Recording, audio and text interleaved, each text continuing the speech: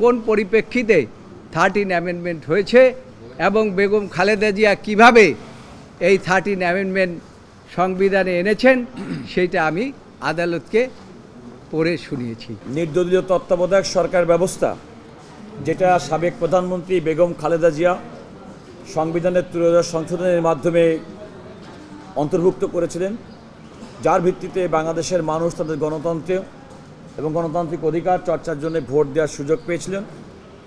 সেই ত্রয়োদশ সংশোধনী চ্যালেঞ্জ করে সুপ্রিম কোর্টের আপিল বিভাগে তৎকালীন প্রধান বিচারপতি জনাব এবিএম খায়রুল হক সাহেব তার নেতৃত্বে 4:3 এই মেজরিটিতে তত্ত্বাবধায়ক সরকার ব্যবস্থা বাতিল করেছিল।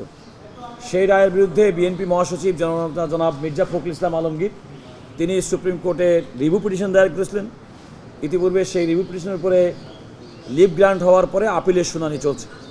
বাংলাদেশের মাননীয় প্রধান বিচারপতি ডক্টর সৈয়দ রেফাত আহমেদের নেতৃত্বে 7 সদস্যের আপিল বিভাগে বিএনপির পক্ষ থেকে দায়ের করা যে রিভিউ পিটিশন, তা থেকে উদ্ভূত যে আপিল, সেটা শুনানি শুরু হয়েছে।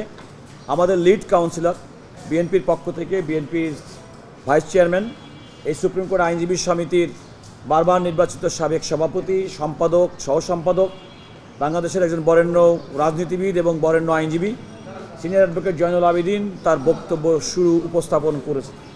তিনি উপস্থাপিত বক্তব্য সম্পর্কে আপনাদের সামনে এখন ব্রিফিং করবেন। তবে আদালত আগামী রোববার পর্যন্ত এর শুনানি মুলতবি করেছেন। স্যার বেসিক বিষয়গুলো কি বলেছেন আজকে সেগুলো বলবেন। প্রাণ UHT মিল্ক, শুদ্ধতায় ও মমতায় সবসময় সেরা স্বাদে।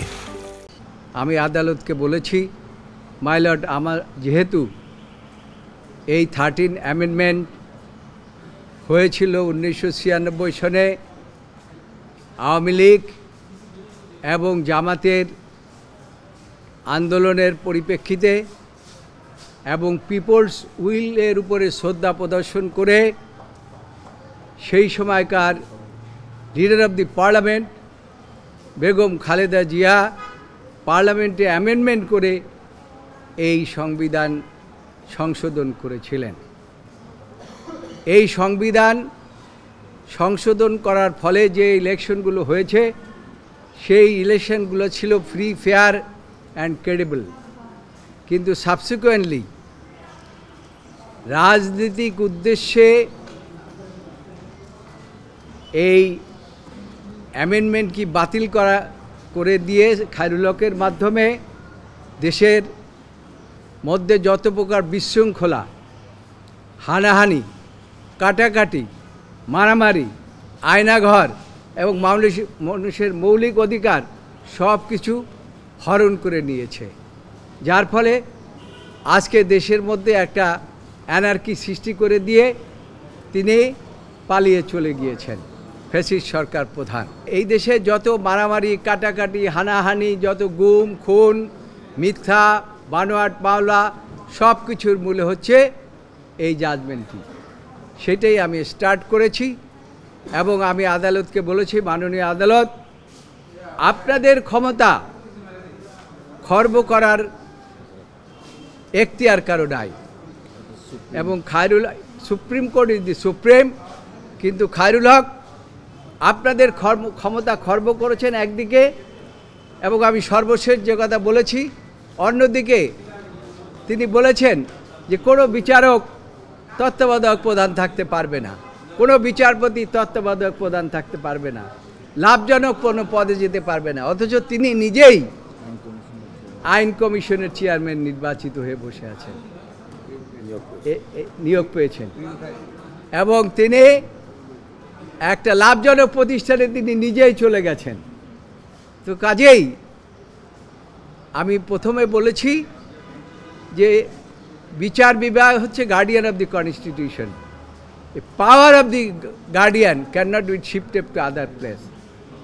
এবং শুধু তাই না, যে সুপ্রিম কোর্টের এই ক্ষমতা রাজনৈতিক উদ্দেশ্য প্রণোদিতভাবে কোনো দল, কোনো ব্যক্তি, কোনো গোষ্ঠী ব্যবহার করতে পারে না। সেইটাই আমি আপনাদেরকে দেখাবো এবং সেই জন্য আমি মাইনরিটি জাজমেন্টের যারা ওপিনিয়ন দিয়েছে সেটা পড়া শুরু করেছি এবং মেজরিটি শুরু করেছি, এবং আমি আমার নিজের যে বই লিখেছিলাম আমার অ্যাংজাইটির থেকে, যে আমার অ্যাংজাইটি ছিল এক সময়, এবং আমি বলেছিলাম এই খায়রুল হকের বিচার বাংলার মাটিতে একদিন হবে। আজকে সেটা শুরু হয়েছে। কোন পরিপ্রেক্ষিতে 13 অ্যামেন্ডমেন্ট হয়েছে এবং বেগম খালেদা জিয়া কীভাবে এই 13 অ্যামেন্ডমেন্ট সংবিধানে এনেছেন সেইটা আমি আদালতকে পড়ে শুনিয়েছি। যে বদিউল আলম মজুমদার সাহেবের আর্গুমেন্ট একটি অ্যাঙ্গেলে, জামাত একটি অ্যাঙ্গেলে আর্গুমেন্ট করেছে। আমরা যেহেতু author to amend the constitution, to introduce the 13th amendment, our argument will be different.